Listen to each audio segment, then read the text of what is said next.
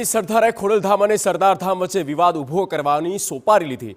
આ નિવેદન આપ્યું છે ખોડલધામ ટ્રસ્ટી દિનેશ બાંભણિયાએ અને સંજય પાદરિયા અને જયંતિ સરદાર વચ્ચેના વિવાદ અંગે દિનેશ બાંભણિયાએ મોટો દાવો કરતા કહ્યું કે વિવાદ ઊભો કરવા માટે જયંતિ સરદારને સોપારી આપવામાં આવી છે।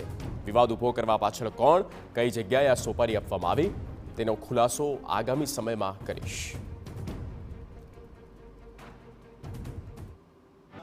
તપાસના અંતે એક ખૂબ જ ચોંકાવનારી માહિતી બહાર આવી છે કે આ સુનિયોજિત આ કાવતરું હતું અને ખોડલધામ અને સરદારધામની વિખવાદ વધે એના માટે જયંતિભાઈ સરદારાને આગળ કરવામાં આવ્યા છે અને જયંતિભાઈ સરદારા દ્વારા તમામ સંસ્થાના આગેવાનોને એક જાતનો અંધારામાં રાખીને સન્માનીય ગગજીભાઈ સુતરિયા અને શ્રી નરેશભાઈ પટેલને કઈ રીતે બંને વચ્ચે વિખવાદ થાય એનું આયોજનપૂર્વક એક કાવતરું ઘડવામાં આવ્યું હતું।